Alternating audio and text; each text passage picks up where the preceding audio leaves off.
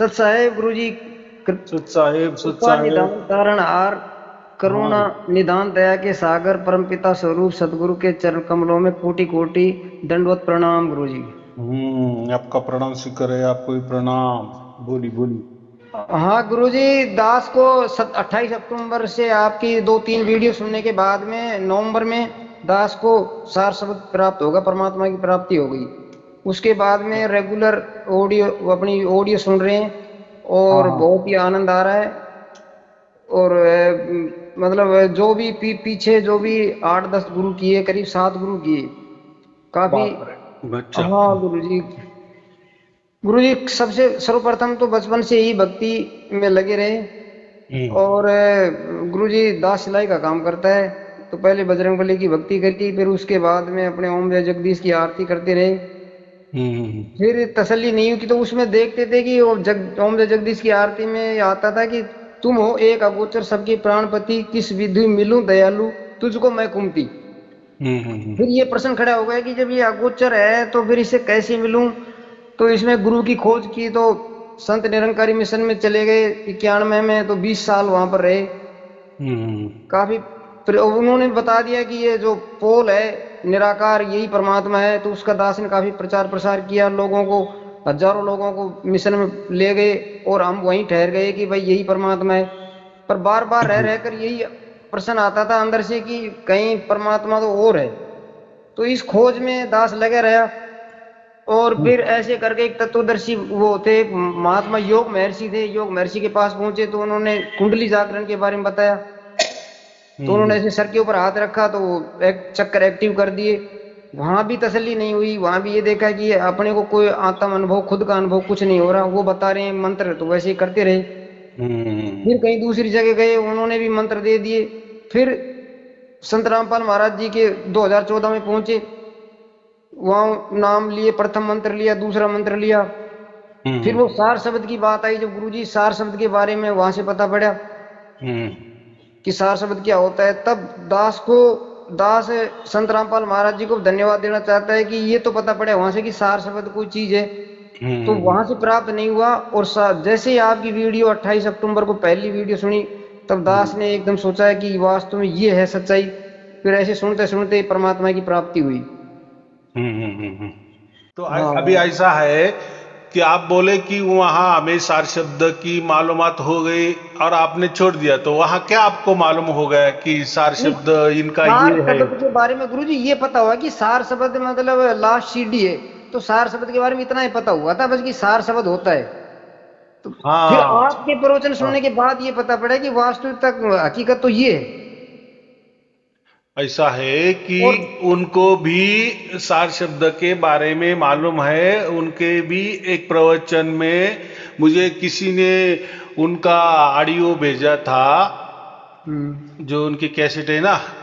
हाँ गुरुजी। तो उन्हीं संतों ने कहा था कि एक सार शब्द होता है, वो परमात्मा की आवाज होता है और वो सतलोक से आती है। लेकिन जो ऐसे डायरेक्ट जो आवाज आती है और अगर हमने सुन लिया तो हम पूरे के पूरे बैरागी बन जाएंगे, सन्यासी बन जाएंगे, और हो सकता है हम हमारे बीवी बच्चों को भी छोड़ देंगे। तो उस रास्ते हमें जाना नहीं है। हमें घर गृहस्थी देखनी है, बाल बच्चों का पालन पोषण करना है। इसलिए हमें सार शब्द की तरफ जाना नहीं है और मैं आपको लेके जाने वाला नहीं हूं। इसलिए उन्होंने सार नाम तक ही बात सीमित हो रखी। बाद में क्या हो गया कि ये जो बाकी लोग हैं ना, इन्होंने सार नाम ही सार शब्द है ऐसा हाँ कहना शुरू कर दिया। लेकिन जो उन्होंने स्पष्ट तरीके से कहा है और उनको ये मालूम भी है, उनके पास वो कैसेट भी होगी, वो प्रवचन भी होगा। उन्होंने सार शब्द के बारे में यही जो हम बातें कर रहे हैं ना, ऐसी के ऐसे बातें हाँ। उन्होंने भी की है। अच्छा। वो पुरावा है, सबूत है। लेकिन उन्होंने उसको नकार दिए। नकार माने वो रास्ता हमें नहीं जाना। अच्छा गुरुजी, दास का लक्ष्य तो ये मोक्ष प्राप्त करने का ही था। और हम्म दास को वो लक्ष्य आपके माध्यम से मिल गया। और हम्म। दास दास यही सोचता था कि मोक्ष कैसे होगा, पर ये मिलने के बाद ये बात तो हकीकत है कि परिवार से और पूरे सबसे ही मोह, मतलब ऐसे मोह दूर हो गया, मतलब मोह नहीं है किसी में भी। और बस एक ही आनंद की अनुभूति होती रहती है। बाकी अपने फर्ज तो अदा कर ही रहे हैं, पर बहुत ही आनंद की, अकेले में ही बैठे रहते हैं, काम करते रहते हैं सिलाई का, और बहुत ही आनंद आता है। और सभी बंधनों से मुक्त हो गए। इतने बंधन थे मतलब इस सर के ऊपर, और हमेशा परमात्मा के बारे में सोचते रहते थे कि अब क्या होगा, इतनी उम्र होगी, अब आगे रास्ता मिलेगा, गुरु मिलेगा नहीं मिलेगा। पर परमात्मा परमात्मा की कृपा से आपको बहुत ही धन्यवाद है कि आपके माध्यम से और ये परमात्मा की दास को प्राप्ति हुई। ये और ऐसा। हाँ हाँ, दास बोलो। ने मतलब इतने आदमियों को, मतलब वो आपकी ऑडियो वीडियो भेजी, जिसमें से हम्म। एक आदमी ने मेरे पास कल कॉल किया, तो उसने कहा कि रात को मेरे को सपने में हम्म। एक व्यक्ति आया और उसने मेरे को ऐसे कहा है कि ओम सचिदानंद परमेश्वराय नमः, आप तो इसको जपते रहो हम्म। गुरु जी। और उसने आपकी 6-7 8 10 वीडियो सुनी है, और लगातार सुन रहा है, दास उसके पास भेज रहा है, और भी हम्म। 10-20 लोगों के पास भेजी है। और दास की इच्छा यही है कि दास के माध्यम से, मतलब लोक कल्याण की भावना है, दास के माध्यम से लोगों का, औरों का भी मोक्ष हो, जो मोक्ष की तलाश में गुरुओं के पास भटक रहे हैं और अपना पैसा व्यर्थ कर रहे हैं। और इतना शोषण हो रहा है सत्संग के द्वारा, बहुत ज्यादा शोषण हो रहा है गुरु जी। अभी ऐसा है कि देखो, दुकानदारी तो सब करेंगे ही ना, हाँ गुरु जी। और ये तो होता ही रहेगा ना जहाँ तक दुनियादारी है। आप किसी भी देश में जाओ, दुकानदारी होती ही है। हाँ गुरु जी। और एक थोड़ी दुकानें होती है कि आज जैसे आप टेलर का काम कर रहे हो, तो हाँ। हजारों लोग टेलर होंगे कि नहीं, हाँ गुरु जी। और सभी आपके पास आएंगे ऐसे थोड़ी कि जिसको जैसा लगता है उसी हिसाब से वो जाएंगे। हाँ गुरु जी। और जिनको आपका अच्छा लगा वो आपके पास आ जाएंगे। तो महत्वपूर्ण ऐसा है कि इसमें कि आपको ये खुशी हो रही है और लोगों को भी ये खुशी मिले। इस रास्ते पे आप चल रहे हैं कि लोगों को ये होना मालूम होना चाहिए कि ये ऐसा ऐसा होता है। बात सही है। देखो, कोई जो लड़का है ना, बहुत सीखा होता है, बहुत उसने बड़ी बड़ी परीक्षा दी होती है, इम्तिहान दिए होते हैं, और वो थोड़ा दर दर भटकता है कि नौकरी के लिए एप्लीकेशन करता है, तो बहुत जगह से उसको ना आती है कि नहीं भाई अभी कोई जरूरत नहीं है, या यहाँ वैकेंसी, नो वैकेंसी। तो हाँ वो गुरु थोड़ा ये होता है। लेकिन फिर एक जगह से उसको आ जाता है, कॉल आ जाता है, हाँ मन गुरु के जी। हाँ मन गुरु के जी। मुताबिक तनख्वाह भी है, हम्म। सुख सुविधा भी है, खुशी मनाता है।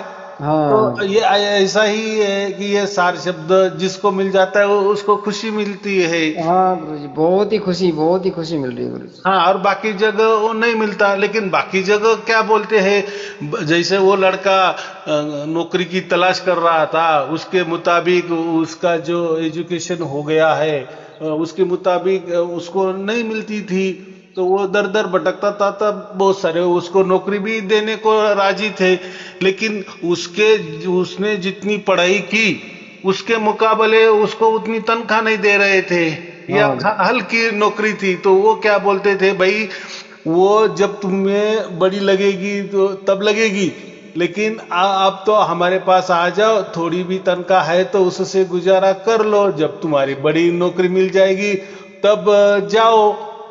तो फिर लोग भी, ये गुरुआ लोग ऐसे करते हैं ना हाँ गुरु जी। कि हाँ हाँ हमारा जो है ऐसा ऐसा है, और चलो इससे भी लोगों को मोक्ष मिला है, अभी मिला है नहीं मिला है वो। लेकिन वो ऐसा थोड़ी बोलेंगे कि नहीं नहीं आप हमारे पास मत आओ, हमारे पास कुछ मोक्ष की बातें नहीं होती, कुछ परमात्मा की बातें नहीं होती। देखो, उनका चलाने के लिए, जैसे वो नौकरी वाले लड़के को बाकी लोग बोलते थे ना कि आप तो कम से कम हमारे से ज्वाइन तो हो जाओ, फिर आपको बड़ी नौकरी मिल जाएगी तब देखा जाएगा। लेकिन हो सकता है ना, अगर उसका जी यहीं लग गया, चलो कम हाँ कम पेमेंट मिल रहा है, लेकिन चलो जाने दो, यहीं गुजारा कर, और फिर क्या होगा, फिर वही हाँ। वो उसको प्यार हो जाएगा ऐसा समझो, और फिर उसकी पूरी जिंदगी वो चली जाएगी।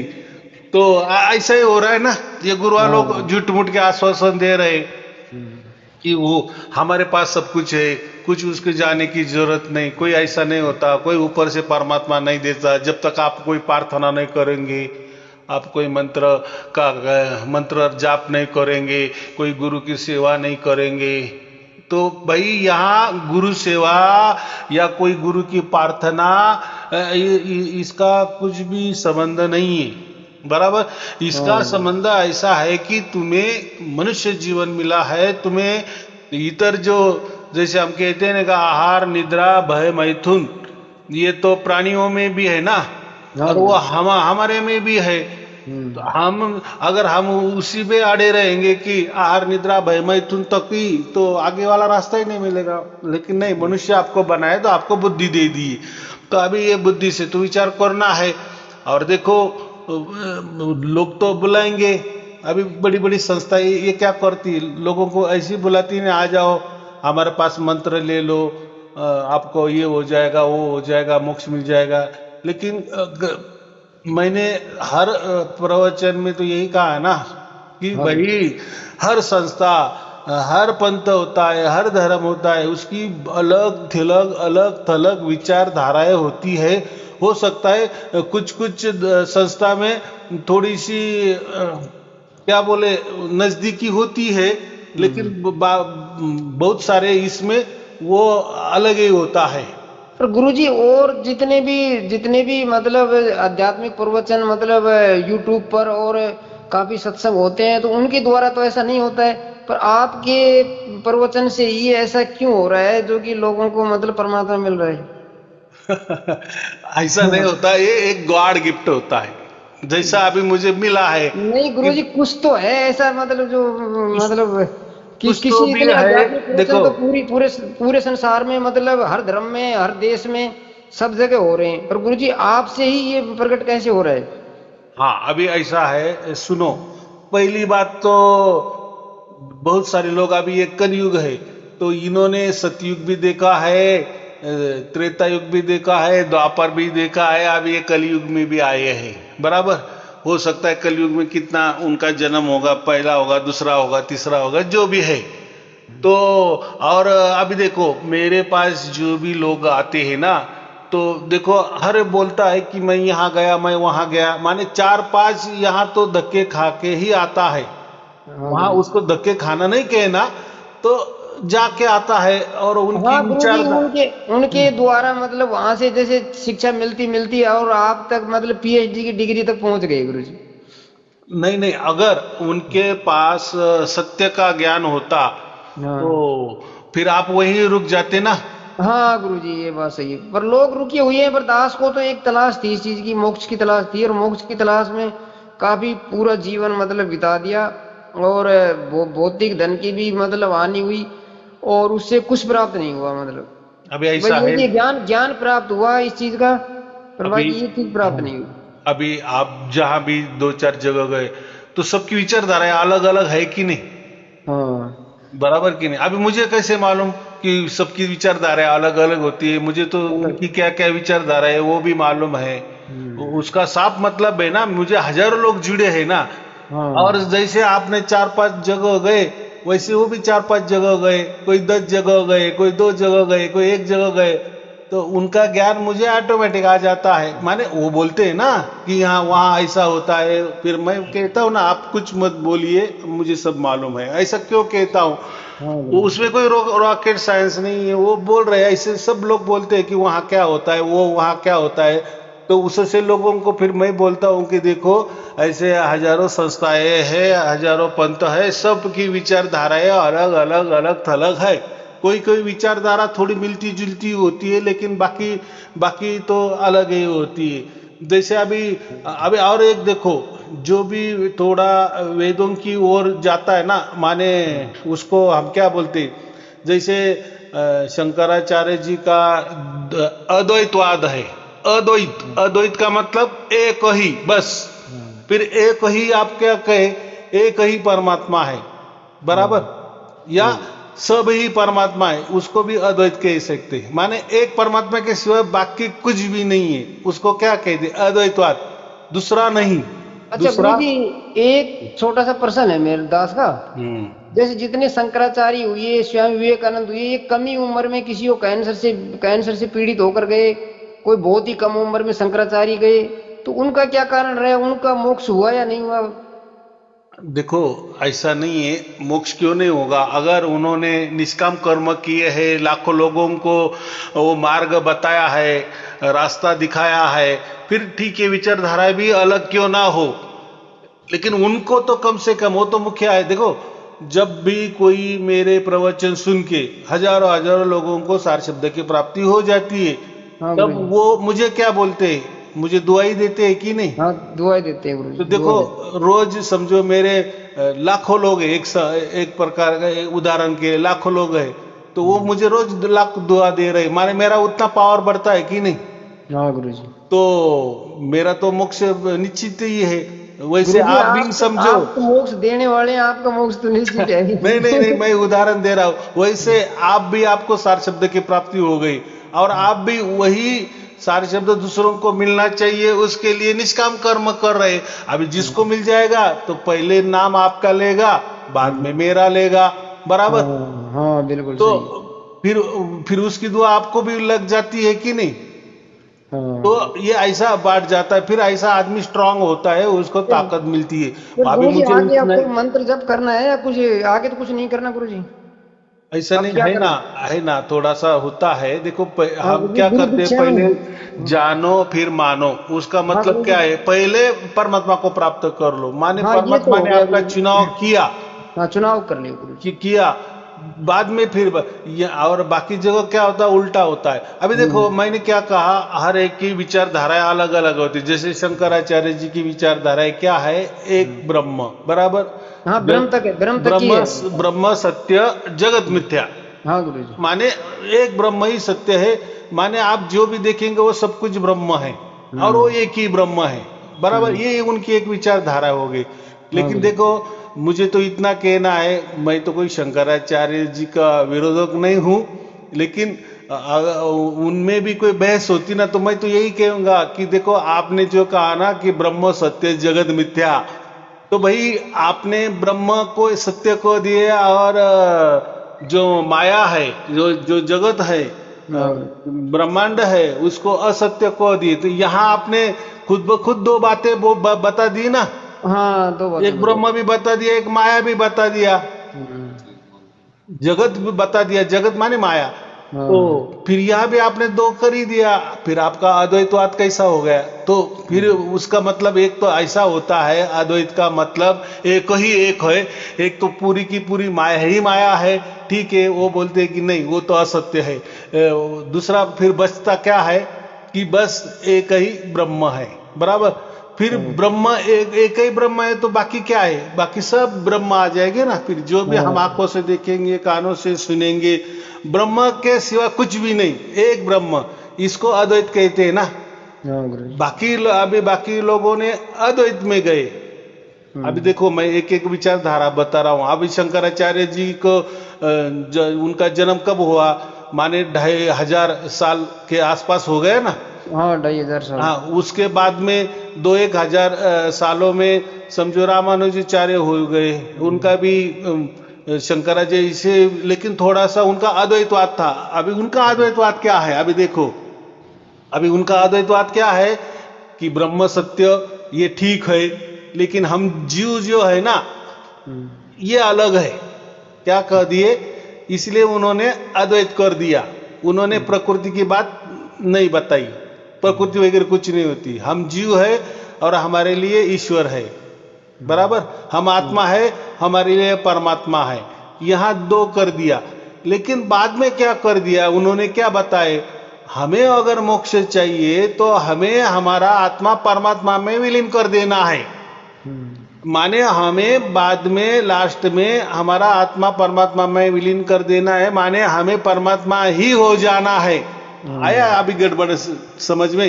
हाँ हाँ गुरु जी। देखो, पहले तो बोले कि अद्वैतवाद है, अद्वैत माने कि नहीं, परमात्मा अलग है, जीव अलग है, हम अलग है, ठीक है, वो बात ठीक आत्मा है। तो परमात्मा हो ही नहीं सकती। लेकिन लास्ट में क्या कर दिया उन्होंने हम्म, कि भाई ध्यान करते जाओ, समाधि लगाओ, और हाँ सर। हमारा जो आत्मा है परमात्मा में विलीन हो जाएगा, हमारा आत्मा ही परमात्मा बन जाएगा। तो फिर शंकराचार्य जी, उनमें क्या फर्क आ गया? हाँ सही। थोड़ा फर्क आ गया, बराबर?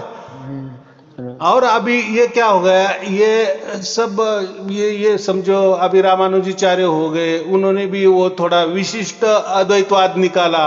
उन्होंने विशिष्ट अद्वैतवाद ऐसा निकाला कि थोड़ा सा परमात्मा ले लिया, थोड़ा जीवात्मा ले लिया, और थोड़ी प्रकृति भी ले ली। लेकिन उन्होंने क्या कर दी कि ये जो हमारा जीव है वो ऐसा समझो कि प्रकृति में विलीन कर देना है, और परमात्मा परमात्मा में रह जाएगा, माने रह जाए, उसमें उन्होंने विशिष्ट कर दिए। तो हो गया अद्वैतवाद, द्वैतवाद, विशिष्ट द्वैतवाद, विशिष्ट अद्वैतवाद, ऐसे बहुत सारे अलग अलग है और अलग अलग नाम है। मैंने आपको एक नाम बता दिए। तो ऐसे वल्लभाचार्य है, शंकराचार्य तो मैंने कह दिया है, रामानुजाचार्य है। तो ये जो है ना, इनकी प्रेमा भक्ति है। अभी कुछ क्या बोलते हैं कि बस श्री कृष्ण ही श्री कृष्ण है। देखो अभी हम नजदीक आ रहे, माने अभी हम यहाँ की तरफ आ रहे, माने 2024 के तरफ आ रहे, ऐसा समझो। तो रामानुजाचार्य जैसे 1000 बरस हो गए, तो उसके और अभी कम बरस में फिर ये विचारधारा निकल गई। तो बस कृष्ण ही कृष्ण है, हरे कृष्णा हरे कृष्णा। अभी ये हरे कृष्णा वाले जो है ना, तो वो क्या कहते हैं कि वो बोलते हैं कि आत्मा अलग है, परमात्मा अलग है। तो वो ठीक है, बराबर। और वो कोई ऐसा नहीं कहते कि हमारा आत्मा परमात्मा में विलीन होना चाहिए, बराबर। लेकिन उन्होंने क्या कर दिए कि श्री कृष्ण जी को ब्रह्म घोषित कर दिया, परमात्मा घोषित कर दिया, श्री कृष्ण को परमात्मा घोषित कर दिया। हाँ, फिर उन्होंने कोई दाखले दे दिए, यहाँ वहां से उन्होंने पुराणों के दाखले निकाले। देखो अभी उनको चलाना है तो वो कुछ पे बोलेंगे ना, बराबर। फिर उसमें ही कुछ ने श्री कृष्ण जी का करते हैं, लेकिन वो राधे कृष्ण बोलते हैं। फिर वो पहले राधे, अगर आपने इनको कह दिए, ये जो हरे कृष्ण वाले को कह दिए कि भाई तुम राधा का तो नाम नहीं लेते, लेकिन मंदिरों में तो राधा कृष्ण तो बिठा दिए है। फिर वो बोलते जो हरे नाम है ना, हरे ये राधा ही है। तो देखो अभी वहां शब्दों की भी फेरफार हो गई ना, ग्रंथों की फेरफार, शब्दों की भी फेरफार, और चल रहा है, बराबर की नहीं। तो लेकिन जहां जहां भी थोड़ा आत्मा और परमात्मा अलग अलग दिखा दिए ना, जिन्होंने भी, जिस संस्था ने भी, जिस पंथ ने भी, तो उनका पंथ धल्लाड़े से चल रहा है, माने अच्छा चल रहा है, सही, बराबर। तो ये बात ठीक है ना कि आत्मा अलग होता है, परमात्मा अलग होता है। यहाँ तक उन्होंने इसलिए उनके ज्यादा माने वो थोड़े वेदों के नजदीक आ गए। और वेदों में तो क्या है, वेदों में तो यही कहा है ना कि परमात्मा अलग होता है, आत्मा अलग होता है, और प्रकृति अलग होती है। वहां क्या हो गया, त्रैतवाद हो गया। जो वेद है ना, वेद त्रैतवाद को मानती है। आ रहे समझ में? गुरु जी आ रही है। और हम जो बोल रहे हैं, सार शब्दी वाले बोल रहे हैं, ये त्रैतवाद को मानते हैं। देखो कबीर जी भी आत्मा और परमात्मा को अलग अलग मानते हैं, इसलिए कबीर पंथ भी बढ़ गया, बढ़ रहा है।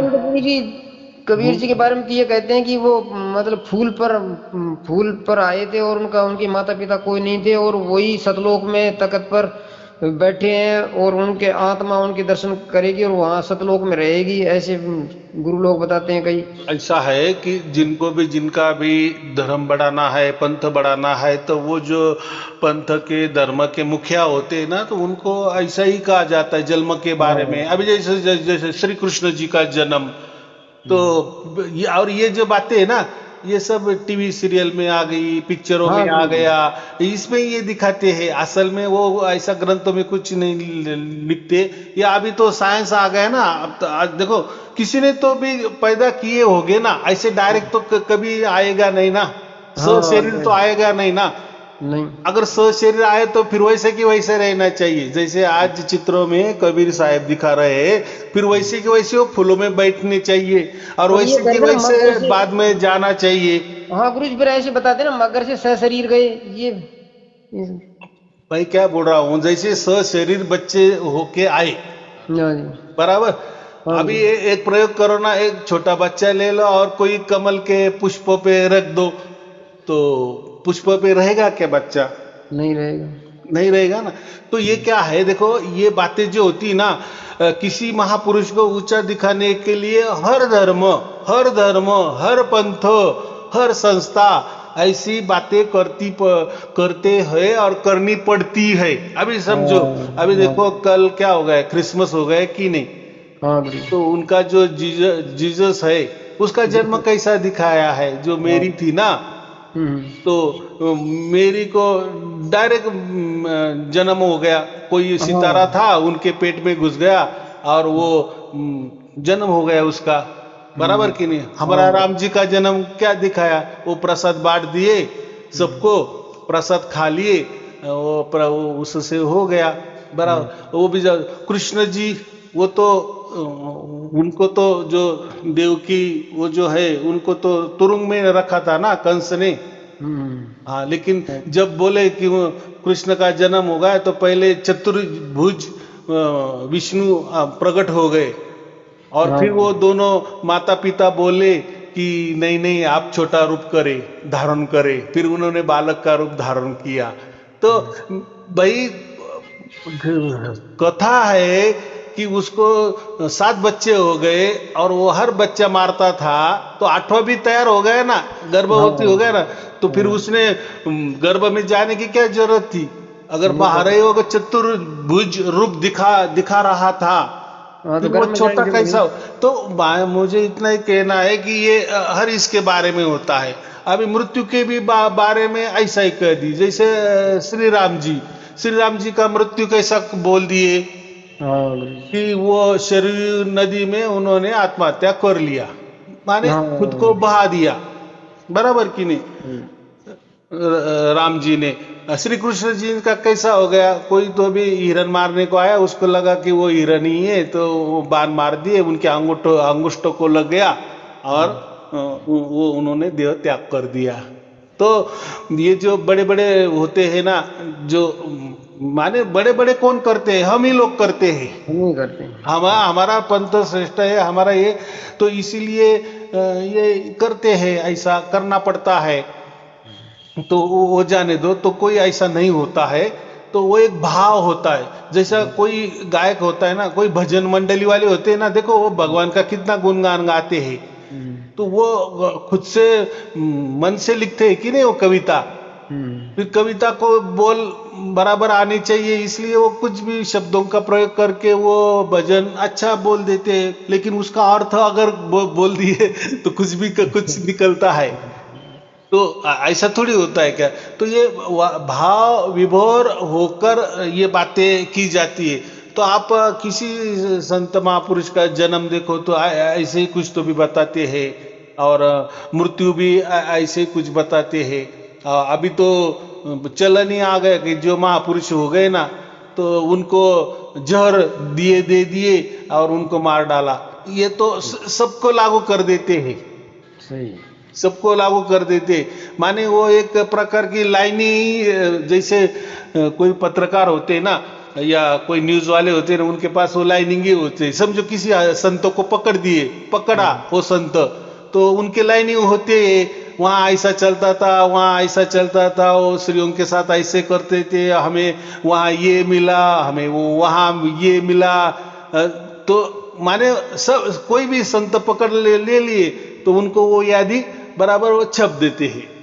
तो ये ऐसा होता है। कोई राजकारणी बड़े बड़े मर जाते हैं, नहीं नहीं इनकी मौत का हमें संशय है, इनको किसी ने तो भी मारा है, इनको जहर दिया है, या इनकी हत्या कर दी है, उखाड़ो उनका जो मृतदेह जो दफना था ना, उठाओ। या उनके ऊपर बहस चलती है, जैसे सुभाष चंद्र बोस के और बहस चलती है। तो लोग है भाई, लोग है, ये ऐसा ही होगा, ऐसा ही होता आया है, आगे भी ऐसा ही होता रहेगा। तो कोई कुछ भी बनाता है कोई, लेकिन लॉजिक कुछ तो भी होता है कि नहीं? लॉजिक नाम का कुछ तो भी ये होता है। तो इनको इसमें क्या दिखाना है? सशरीर आए माने वो सशरीर वहां बैठा है, इसलिए उनको ये बताना पड़ता है कि वो फूलों के सेज पे कबीर साहब आ गए। कैसे आ गए? सशरीर आ गए, माने वो सशरीर भी वहां बैठे हैं, इसका साफ मतलब है। बराबर, अगर वो परमात्मा ही सशरीर है तो वो मेरे अंदर आ गया, क्योंकि मैं भी सशरीर हूं तो मेरी पूजा करो। कितनी सीधी बात है ना, कोई घुमा फिरने की बात नहीं है। तो ये लोग क्यों करते? तो उनके स्वार्थ के वश से वो वैसे करते हैं। लेकिन किसी तो भी उसके माँ बाप होते हैं, माने किसी माँ बाप के जरिए ही किसी का भी जन्म होता है। वो के पहला जमाना नहीं कि समझो जैसे कहते ना, जो जब ये सृष्टि बनी तो पहले जो 4 ऋषि वो भूमि से आ गए, तो वो चलो उस टाइम कुछ नहीं था ऐसा समझो, लेकिन आ गया भूमि से, तो भूमि से तो सब कुछ आ जाता है। तो भूमि से तो जीव जंतु भी आ जाते हैं, ऊपर वृक्ष भी आ जाते हैं। तो हो सकता है कि हम मान लेते हैं कि हो सकता है ऐसा भी। तो मुझे क्या कहना है, अभी तो ये तो बात तो अभी वाली है ना, 500-600 साल की है ना, तो अभी तो नहीं गड़बड़ चलेगी ना। तो मुझे क्या कहना है कि ये ऐसा ही चलता है, ऐसे ही धर्म ग्रंथों में मिलावट चलती है, ग्रंथों में मिलावट कर देते हैं। बस उनकी वाहवाही होनी चाहिए, बाकी उसका कोई मकसद नहीं होता है। बराबर, तो लोग पंथ, अपना पंथ चलाने के लिए, संस्था चलाने के लिए ये कर देते। कोई हम बोलते हैं ना, कोई कुमारी है, उनका भी कोई संस्था है, तो वो भी उनका जो ब्रह्मा बाबा है वो ब्रह्मदेव का ही अवतार है। तो फिर उन्होंने सत्य युग की स्थापना की वगैरह वगैरह। तो ये चलता ही है ऐसा। तो ऐसे आप देखने गए ना तो आपका इतना एंटरटेनमेंट हो जाएगा, आपका माने इतना टाइम पास हो जाएगा। बस उनकी जो संस्था है, वो उनका व्यवस्थापक कौन था, संस्थापक कौन था, फिर वो कैसी चलती आई, उनकी क्या विचारधाराएं है। तो देखो वो टाइम वो उन्होंने वैसी विचारधारा डाल दी, ऐसा डाल दिए, ऐसे डाल दिए, माने बंडल पे लोग बंडल उसमें परोस दिए। ये लोग निकल ही नहीं सकते, वो तो बिल्कुल उसमें। तो उन्होंने क्या कर दिए पहले टाइम, अभी उनको मालूम है कि हमारी कभी पोल खोल होने वाली नहीं है। अभी कुछ भी झूठ पे झूठ बता दो, लिख दो, छपवा दो। लेकिन अभी देखो काल ऐसा आ गया कि अभी उन्होंने क्या क्या उनकी विचारधाराएं है, उनके सब पुस्तकें, उनके सब प्रवचने बाहर आ गई कि नहीं। अभी वो उसके ऊपर क्या बोलेंगे, वो तो वो बोलेंगे हाँ हाँ वो टाइम वैसा ही हो गया था, ऐसा ही बोलना पड़ेगा ना भाई। लॉजिक की तो कोई बात है कि नहीं। अगर ब्रह्म सत्य जगत मिथ्या है तो जगत मिथ्या कहाँ दिख रहा है? जगत तो सब सत्य दिख रहा है हमें, है कि नहीं। तो अभी हाँ उस टाइम अगर समझो विज्ञान का इतना शोध बोध होता कि भाई ब्रह्मांड इतना बड़ा होता है, ये होता है वो होता है, तो वो वैसा बोलते ही नहीं ना। तो ऐसी बात होती है। तो ये अलग थलग विचारधारा है, ये चलती ही है और चलने वाली ही है। हमारी जो विचारधारा है ये पूरी की पूरी वेदों पर आधारित है। तो मैंने अभी कहा कि कबीर साहब का पंथ भी क्यों चला कि कम से कम उन्होंने आत्मा अलग और परमात्मा अलग, थोड़ी सी नजदीक, वेदों की नजदीकी उन्होंने की। वैसे ही सिख धर्म जो है उन्होंने भी, गुरु नानक देव जी ने भी आत्मा पार ब्रह्म अलग होता है और हम जो जीव है हम अलग होते हैं, वो भी कह दिए ना। और पार ब्रह्म जो पर ब्रह्म है, वह जो परमेश्वर है, वो कभी जन्म जीवन में नहीं आता, उन्होंने तो स्पष्ट ही कह दिए ना। तो उससे पता चलता है कि उनका परमात्मा बराबर है और उन्होंने माने आत्मा और परमात्मा को अलग अलग बता दिए। तो जिन्होंने भी थोड़ी वेदों की नजदीकी की, माने वेदों ने तो क्या कहा है कि आत्मा अलग, परमात्मा अलग और प्रकृति अलग, ये तीनों बात की है। तो कम से कम इनकी 3 नहीं, दो तो उन्होंने ले ली ना, सबने थोड़ा थोड़ा ले लिया ना, इसलिए उनके धर्म पंथ धल्लाड़े से चल रहे हैं। बराबर। हाँ, और जो शंकराचार्य जी के इसमें है वो थोड़े वो उनके धर्म थोड़े पीछे रह गए हैं कि जो बोलते हैं ना ब्रह्म ही सत्य है, बस बाकी सब कुछ झूठ है। तो फिर वो उनके विचारधारा थोड़ी सी ये पड़ी, अभी उनकी विचारधारा है पीछे क्यों पड़ गई। तो अभी विज्ञान ने सब कुछ शोध बोध लगाया ना, कि भाई सब सत्य होता है। और गुरुजी मेरे पास एक भगत बैठी हुई है, वो भी मोक्ष की काफी तलाश में काफी संत महात्माओं के पास गए हैं, उनसे भी एक बार बात कर लो गुरुजी, एक बार बोलिए बोलिए। हाँ गुरु। सत साहिब गुरु जी। सत साहिब बोली बोली। बस गुरु जी दो मोक्ष के बारे में बोलो गुरु बोलो। जी, जैसे आत्मज्ञान हुआ था 9-10 साल पहले ना, हाँ हाँ हाँ तो उनकी आत्मा स्वयं के सामने ही प्रकट हो गई थी, हाँ हाँ हाँ हाँ। और आपने बिल्कुल आंखों से देखा था, किसी और को कोई नहीं, खुद अपनी आंखों से देखा था, बिल्कुल खड़ा, बिल्कुल जगती हुई उम्र में, मतलब जग रहे थे उस टाइम में, उठ के बैठ गए थे। अभी देखो आत्मा दो प्रकार हम कहते हैं, कोई जो हम मनुष्य भी है ना उसको भी आत्मा कह देते हैं, माने जो आकार में है ना उसको भी आत्मा कह देते हैं, और दूसरे कोई लोग बोलते हैं कि वो ज्योति स्वरूप है, लेकिन उसको स्वरूप लगा दिए है, ज्योति जैसी है ऐसा नहीं कहा है, स्वरूप माने जैसे ज्योति का कैसा प्रकाश होता है वो जगमगाती है, वैसा हमारा आत्मा है ऐसा कर। तो हम क्या करते हैं, कोई ज्योति दिख गई तो मेरा आत्मा दिख गया भाई, और देखो आत्मा दिख गया मैंने देखा, और देखने वाला फिर कौन है, किसके आंखों से देखा, खुद के आंखों से खुद को देखा, ऐसा हो सकता है क्या? तो वो कैसा है, हमारे मन पे जो हमने पढ़ाया होता है, सुना होता है, तो उसका एक जैसा सपना होता है ना वैसा ही कुछ भी बन जाता है, जागृति में भी बन जाता है, और हमको ऐसा देखते हैं। कोई ऐसे ही सपने होते हैं ना कि हम मर जाते हैं, हम हमारा देह देखते हैं कि खाली नीचे पड़ा है और हम ऊपर चढ़ रहे, तो एक प्रकार का वो भास होता है, तो विजुअलाइजेशन हो जाता है, वो विचारों का ही जंजाल है। तो ऐसी कुछ बातें वेदों में कहीं भी नहीं लिखी कि हम हमारे आत्मा को देख सकते हैं, या आत्मा या परमात्मा ये कोई देखने वाली वस्तु होती है, माने वो बात ही नहीं है, या उसको कोई आकार वगैरह होता है, वो बात ही नहीं है, वो एक शक्ति है, वो एक ऊर्जा है, तो वो कोई दिखने वाली नहीं है। तो हमको जो देखा तो ऐसा समझो कि हम उसके बारे में ज्यादा विचार कर रहे हैं, और बहुत अच्छी बात है कि कम से कम हम प्रापंचिक विचार नहीं कर रहे, आत्मा परमात्मा की बात कर रहे। हो सकता है कि वो जो विचार है हमारा गलत भी है, लेकिन वो विचार गलत भी हो लेकिन हमारे सामने आ रहा है ना, माने आत्मा परमात्मा की बात हो रही है ना। चलो ठीक है, आपको ऐसा लगा कि मैंने मेरे आत्मा को देख लिया, तो मैंने तो कहा कि फिर देखने वाला कौन है, वो भी अगर आत्मा है तो एक आत्मा दूसरे आत्मा को फिर दो आत्मा हो गए ना, ऐसा तो वो ठीक है।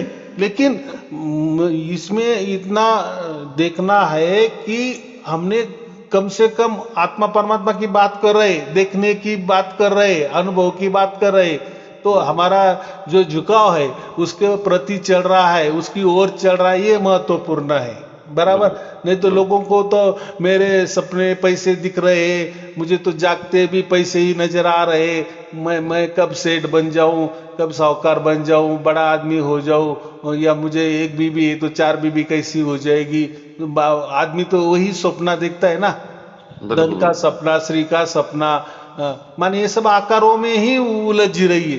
तो कम से कम आपने जो आत्मा देखा, तो कम से कम शरीर तो नहीं देखा ना किसी का, तो कम से कम आपकी शुरुआत अच्छी हो गई, कम से कम आपने शरीर को तो छोड़ दिया। तो चलो जो भी माना देखा, आप उसको थोड़ा अलग तो बता रहे हो, ठीक है, अज्ञानवश आप उसको आत्मा भी कह रहे, लेकिन आपकी जो विचारधाराएं है, आपका जो झुकाव है, वो कम से कम आत्मा परमात्मा की ओर जा रहा है, वो इसका वो संकेत समझना, बराबर। बिल्कुल बिल्कुल यही बात है। अभी देखो, अभी ये जो सार शब्द सबको प्राप्त हो रहा है, वो आप उसको निर्गुण भी नहीं कह सकते और सगुण भी नहीं कह सकते, वो दोनों के बीच में आ गए ना।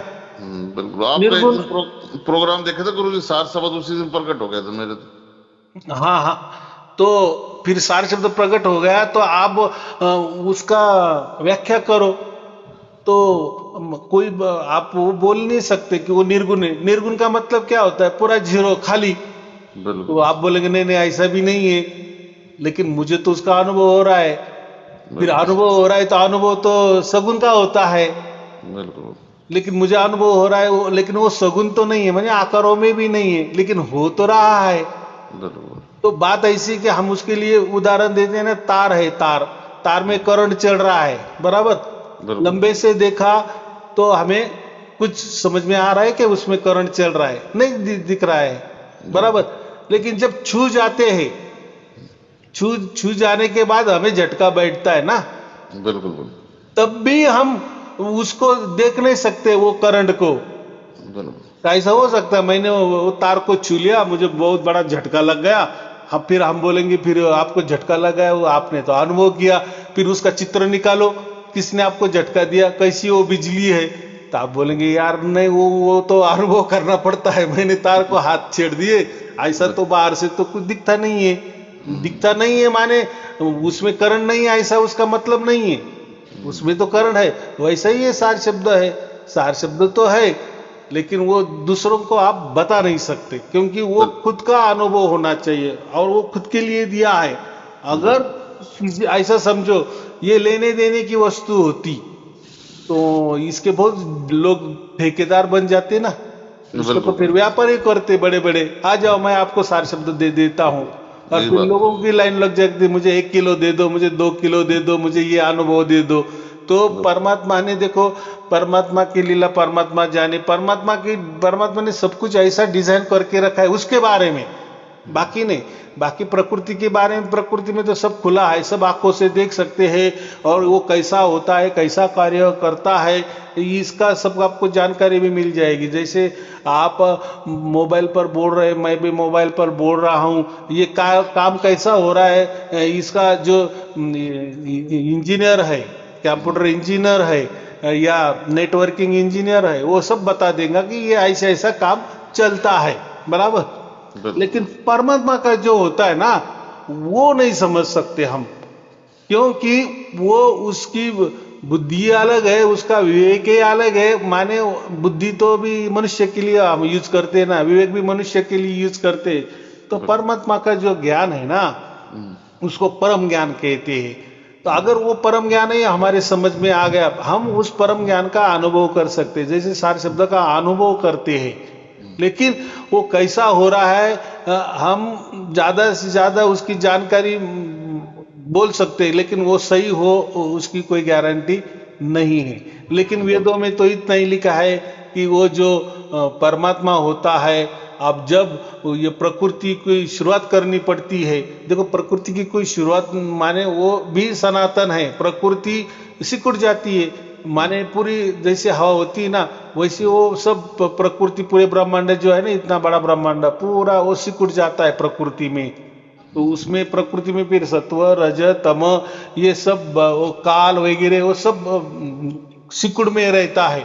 लेकिन जब जब भी वापिस ब्रह्मांड निर्माण हो जाता है, वापिस उसकी तैयारी पहले से हो जाती है बस। तो परमात्मा का जो ओम है, ओमकारा जो है, वो ध्वनि है, बस उसको स्पर्श कर देता है, वो प्रकृति को जैसे स्पर्श हो जाता है, तो उसमें जो सोए हुआ जो पूरा ब्रह्मांड है, वो जैसा फूल कैसा खिलता है धीरे धीरे, कली पहली कली होती है या कली फिर कली कैसी खुलती है, तो वैसे वो ये ब्रह्मांड पूरा खिल जाता है।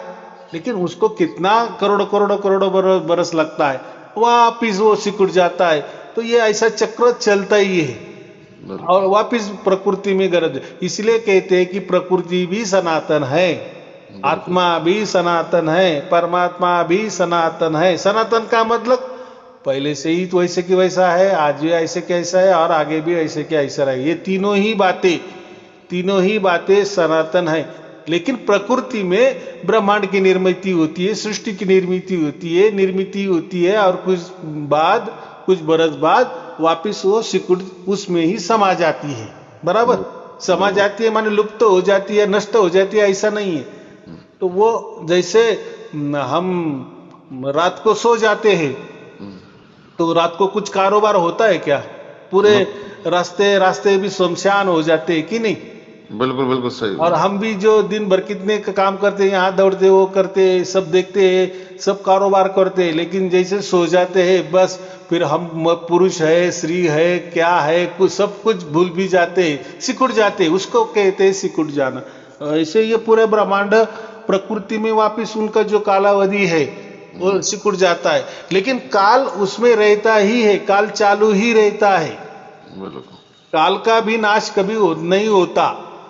हम जो बोलते हैं ना काल, काल माने समय, अगर समझो वो उसका समय हो गया तो उस टाइम उसकी बराबर निर्मिति हो जाती है, बराबर उसका कारोबार वापिस शुरुआत हो जाता है और वापिस वो सिकुड़ जाता। फिर सिकुड़ कितना दिन रहना है, कितने साल रहना है, कितने बरस रहना है, तो उसका उसके लिए वो काल उसके अंदर ही रहता है। जैसे हम रात को सोते हैं और 4 बजे अगर हमें उठना है तो हम अलार्म लगाते हैं ना, तो अलार्म तो सोता नहीं ना, हम सो जाते हैं बिंदास, बिल्कुल लेकिन वो चालू रहता है 4 बजे हमें बराबर जगाता है। वैसा ही काल भी प्रकृति में पड़ा रहता है सुषुप्ति अवस्था में। हम भी आत्माएं होते, वो भी सुषुप्त अवस्था में प्रलय के टाइम पड़े रहते। पूरा ब्रह्मांड सुषुप्ति में चला जाता है, बराबर नष्ट नहीं होता, उसमें ही सिकुड़ जाता है, ना के बराबर दिखता है, बराबर। ये व्यवस्था है, ये व्यवस्था है। फिर से परमात्मा फिर उसको ध्वनि के रूप में जगा देता है, फुला देता है, वापिस वो सृष्टि बन जाती है। फिर वापिस हम भी प्रकृति में फिर सोए पड़े हुए होते हैं, सुषुप्ति में चले गए होते हैं, वापिस हम भी हमारा वापिस जन्म हो जाता है। लेकिन ये चक्कर चालू होता है, जन्म मरण का चक्कर। फिर ये एक जो ब्रह्मांड बनता है उसमें कि हमारे कितने करोड़ों करोड़ों जन्म होते होंगे, हम मरते भी है, लेकिन पूरे ब्रह्मांड भी कभी न कभी एक बार मरता है कि नहीं, माने वो सिकुड़ जाता है कि नहीं। फिर उस टाइम हम भी रहते हैं, लेकिन उसमें सुषुप्त अवस्था में हम भी चले जाते हैं। तो ये बड़ा कारोबार है।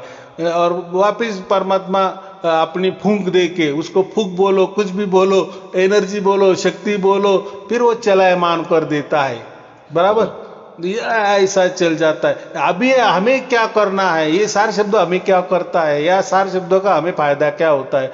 तो ये जो प्रकृति में जो हम अटके हुए हैं ना, ये जन्म मरण के चक्कर में जो अटके हुए ना, ये चक्कर हमारा खत्म हो जाता है, माने हम काल के परे जाते। देखो प्रकृति है तो वहां काल है ना, मैंने कहा ना कि काल भी सुषुप्त अवस्था में रहता है। हम सोते हैं तो अलार्म सोता नहीं है, वो सुषुप्त में रहता ही है, माने वो उसका काम चालू रहता है। वैसे ही काल का भी जब भी प्रलय हो जाता है, लेकिन काल उसमें रहता ही है, माने वो चालू ही रहता है उसका काम, तो समय का काम कभी नहीं रुकता। वैसा ही तो हमें फिर ये जो सार शब्द जब प्राप्त हो जाता है तो ये प्रकृति के बंधन से हम छूट जाते हैं, ये जन्म मरण के चक्कर से हम छूट जाते हैं। फिर हमारे लिए क्या सृष्टि का प्रलय हो जाता है, नहीं हो जाता है, फिर हमें क्या लेना देना है, बराबर। तो वहां फिर जाते हैं। हाँ, फिर अभी ऐसा है कि अभी हम तो मनुष्य है, हमें तो परमात्मा ने बुद्धि भी दे दी है, ऐसे आप कह रहे हो, तो फिर ये कैसा हो रहा है कारोबार, ये समझ रहा है कि हमें कैसी प्रकृति काम करती है, कैसा ये चलायमान हो रहा है, बराबर की।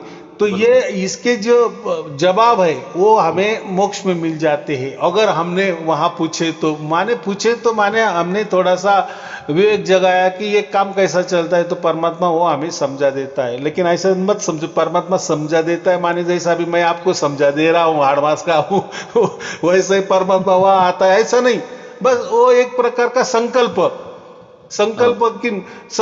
करना कि मुझे ये चाहिए। जैसा हम बोलते हैं ना, जादुई चिराग कैसा होता है कि यार ये ऐसा कैसा होता है, ये कैसा चलता है ब्रह्मांड, बस ऐसा संकल्प हमने किया तो हमें फिर पूरा रास्ता खुल जाता है, सब मालूमात हो जाती है किस कारण की वजह से ये चलता है, क्या कैसा कार्य प्रणाली इसकी चलती है, कैसा परमात्मा का ज्ञान इसमें होता है, परमात्मा का इसमें कैसा कैसा रोल होता है, वो सब ज्ञान हमें परमात्मा देता है। लेकिन वो कोई ऐसा मनुष्य जैसा खड़े रहे कि जैसे मैं आपको बोल रहा हूं, मैं सिखा रहा हूं, आप सीख रहे हैं, ऐसा नहीं। तो बोलने का मतलब ऐसा है कि वो हो जाता है बराबर, तो सब हमें सवालों के जवाब भी मिल जाए। अभी देखो, अभी ब्रह्मांड का ऐसा चल रहा है, अभी समझो मैंने आपको बता भी दी, ऐसा एक समझ लो, हम्म। तो उससे आपको क्या फायदा होने वाला है?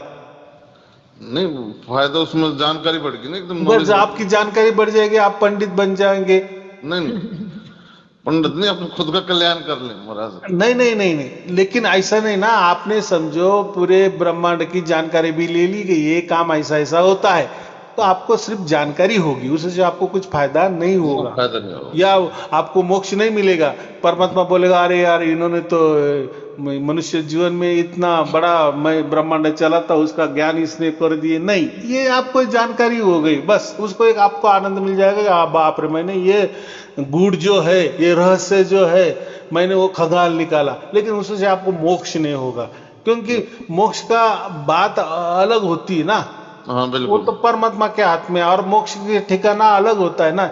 ये तो ब्रह्मांड का तो कोई ठिकाना नहीं है।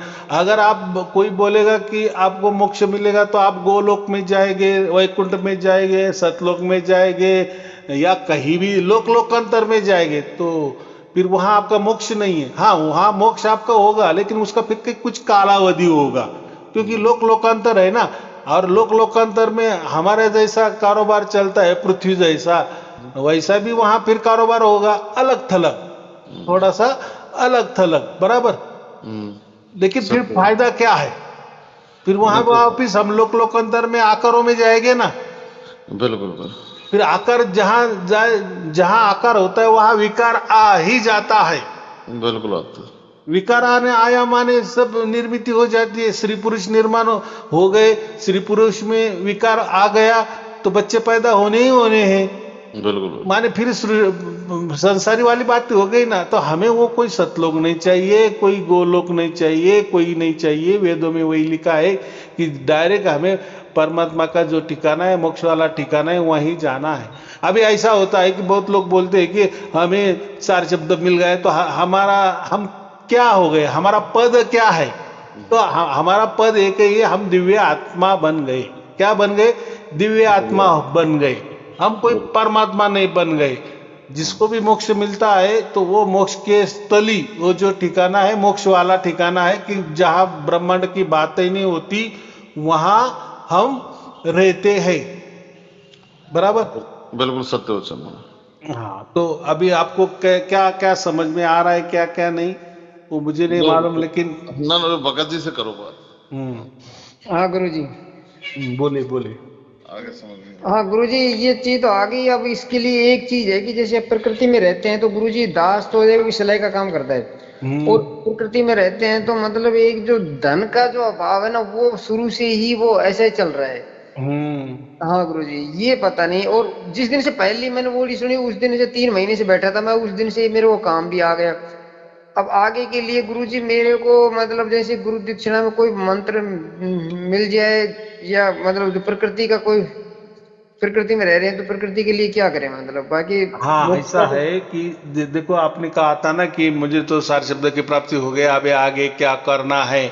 तो हाँ आगे कुछ नहीं है, ऐसा है कि हमें इसका मतलब है कि जितना हमारा उर्वरित जीवन है उसमें परमात्मा की याद आनी चाहिए, तो परमात्मा की याद रहनी चाहिए। परमात्मा तो हमें याद कर रहा है, वो तो उसका जरिया है, उसको वो 4 शब्द के माध्यम से हमारी याद कर रहा है, या माने हमारे कनेक्ट में है, हमारे स्पर्श में है, उसकी नजर निगरानी वो 4 शब्द के माध्यम से हमारे ऊपर उसकी रहती है। लेकिन वो हो सकता है क्योंकि हम प्रपंच कर रहे हैं, संसार में है, प्रकृति में है, तो फिर हमको भी हमारी तरफ से कुछ परमात्मा का करना चाहिए। तो उसके लिए तो हम गुरु मंत्र देते हैं ना, जो गुप्त होता है, वो तो कोई बता नहीं सकते, तो वो हम दे देते हैं। लेकिन गुरु मंत्र का एक बात ऐसी है कि अभी मैंने जो परीक्षा बताई थी ना, कि कुछ लोग इलेक्ट्रॉनिक के माध्यम से देते हैं, तो एक ने मुझे ऐसा बोल दिया कि भैया आप भी व्हाट्सएप के माध्यम से गुरु मंत्र देते हो। लेकिन हम देते हैं, लेकिन क्या कहते हैं, आपको मरते दम तक कभी न कभी एक बार मुझसे, मेरे मुख से आपके कानों में ये मंत्र लेना ही लेना है, ऐसा मैं कहता हूं ना। हाँ गुरुजी। क्या ऐसा नहीं बोलता कि आपको व्हाट्सएप में मैं देता हूं, उसमें तो मैंने इलेक्ट्रॉनिक में बोल दिए हैं, मेरे मुंह से मैंने वो मंत्र बोल रहे, बस आप सुन लो, आपका मोक्ष हो जाएगा। आपको देखो, आपको मोक्ष तो मिल गया है, हाँ गुरु लेकिन जी। आप जो बोले ना प्रपंच वाले जो काम है, हमारे प्राकृतिक वाले काम है वो बनने चाहिए, या हाँ गुरु जी। हमारे से परमात्मा का कुछ तो भी आराधना प्रार्थना होनी चाहिए, परमात्मा को नमस्कार चमत्कार होना चाहिए हाँ हमारी गुरु जी, तरफ हाँ से। गुरु तो हाँ उसके गुरु लिए वो मंत्र होता है।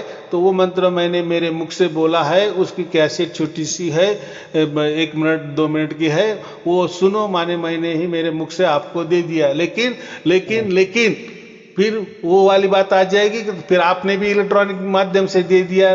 लेकिन मैं बोलता हूँ, और हाँ आप गुरु पहले भी बोला है, बहुत हाँ सारे प्रवचन में बोला है, आपको कभी न कभी मेरे पास आना ही पड़ेगा, या मैं आपके समझो वहां आ गया तो भी हाँ आप गुरु फिर जी। वहां आकर बोलना कि गुरुजी आपने हमें गुरु मंत्र दे दिया था, फिर अभी आप वापिस हमें दे दो।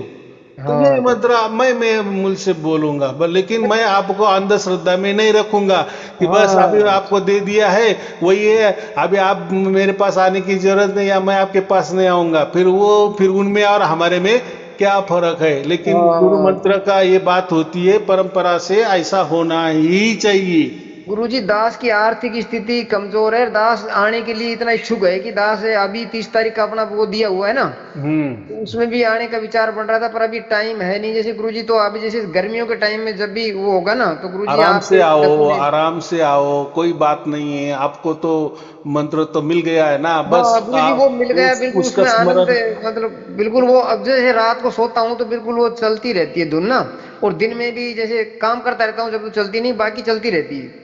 वो ध्वनि नहीं, वो सार शब्द की बात नहीं कर हाँ रहा वो हूँ। सार वो जो शब्द, वो मंत्र सार दे शब्द दिया वाली है, हाँ मंत्र अखंड। जो दिया है वो उसको स्मरण में रखना, दोनों भी साथ साथ चले तो बहुत अच्छी बात है। और वो अरे भी मंत्र चल नहीं रहा। दिया गुरुजी अभी, हाँ अभी मंत्र नहीं दिया गुरुजी। हाँ ठीक है, मैं भेज देता हूँ, आप आजीवन अच्छा सदस्य गुरुजी, भी हो। गुरुजी एक बात बताओ, जो वो जो व्यक्ति बता रहा था, मैं जिसके पास मैंने वीडियो भेजी, तो उन्होंने वीडियो सुनने के बाद में जैसे गुरुजी आपने उनको वो मंत्र दे दिया सपने में, हाँ सपने में नहीं ये बात गलत है। तो पता ऐसा नहीं वो बता वो रहा था वो। जो देखो, वो जो मंत्र है ना, हम्म, वो बोलने वाला है, किसी को भी आप दे सकते हो, वो नहीं। लेकिन एक गुरु मंत्र होता है, वो गुप्त होता है, ऐसा अच्छा किसी को अच्छा दिया नहीं जाता। और उसका गुरु आज्ञा भी होती है ना, वो किसी को ऐसा बता भी नहीं सकता। अच्छा, और तो गुरुजी वो ऐसा कह रहा मैंने था कि कोई जैसे, किसी को मंत्र नहीं दिया, या कोई परमात्मा भी ऐसा आपको सपना में मंत्र नहीं देता है। उन्होंने कहीं तो भी सुना होगा, वही मंत्र आपके उनके सपने में आया है, बराबर। तो हाँ बहुत सही है अच्छी गुरुजी, बात है, सही। उन्होंने वो ज्यादा रिपीटिशन किया है तो वो आ गया। लेकिन वो जो आ गया वो उन्होंने बताया, अगर वो सही में मेरा गुप्त मंत्र होता, गुरु मंत्र होता, जो वैदिक काल का है, गुरु परंपरा से चालू आया है। अभी ऐसा है कि बहुत सारे लोग बोलते हैं कि हमारी परंपरा क्या है, हमारी परंपरा गुरु परंपरा नहीं है, गुरुजी हमारी वैदिक परंपरा है। या ऐसी समझो, आज की भाषा में संतों की हमारा ये संत परिवार है, और संतों का परंपरा हमारी है, हमारी कोई गुरु परंपरा नहीं है। गुरु परंपरा समझते हो? हाँ मैं समझते हैं गुरुजी। मैं वो मेरे ऊपर कोई मेरा गुरु है, फिर मेरे गुरु के ऊपर गुरु है, उसको बोलते संत गुरु हाँ संत परंपरा। परंपरा नहीं। हमारी संत परंपरा है, हम संत परंपरा की बात करें, जैसे कबीर पंथ है, गुरु नानक देव जी जो संत है उनका है। माने जो संत लोग चलाते हैं ना, हाँ तो गुरुजी। संतों का कोई गुरु नहीं होता। इसलिए हाँ आप जो भी लोग बने हैं ना, या मैंने बनवाए हैं, हाँ गुरुजी। जिनको भी सार शब्द प्राप्त हो, सब संत बन गए, लेकिन उनका गुरु मैं नहीं हूं। मैं अच्छा। सिर्फ भेदी गुरु, भेदी मैंने माने हाँ मार्गदर्शन किया, भेज दिया, हाँ गुरुजी। माने कोई मदद किया आपको कि जाओ ऐसा ऐसा हो जाएगा, या मेरे प्रवचन सुनो में हो जाएगा। तो आपका गुरु माने संतों का गुरु, या हाँ संत परंपरा में उनका गुरु स्वयं परमात्मा होता है। हाँ गुरुजी। तो ये समझना, तो हमारी कोई गुरु परंपरा नहीं है, हमारी संत परंपरा है, बराबर। हाँ ये बराबर। दोनों बात है, और वैदिक परंपरा बोल दी भी चलेगा। तो जो हम मंत्र देते हैं वो वैदिक परंपरा से आया है, ऋषि महर्षि से जो आया है ना, हाँ वो गुरुजी। परंपरा से आया है, इसलिए उसको महत्व है। फिर अभी उसमें उस परंपरा में जैसा बोल दिए है, या जैसा उनका नियम है, वैसा वो नियम हम धारण करते हैं, पालन करते हैं। फिर हाँ उससे हमारा जो कल्याण होने वाला है वो हो जाता है, बराबर। हाँ चलो गुरुजी। ठीक है, और कोई पूछना है? नहीं गुरुजी, बस आपका आशीर्वाद चाहिए गुरुजी, और आपके चरण कमलों से लगाए रखें बस गुरुजी, हाँ, यही। चलो ठीक है, आपको और आपके परिवार के लिए शुभ आशीर्वाद, और आपके साथ में जो साथी थे, जो संत भाई जो कौन थे, हाँ उनको भी हाँ। शुभ आशीर्वाद, मंगल आशीर्वाद। सत साहेब जी, सत साहेब सत जी, सत साहेब, साहेब सत जी, साहेब गुरुजी, सत सत साहेब। साहेब।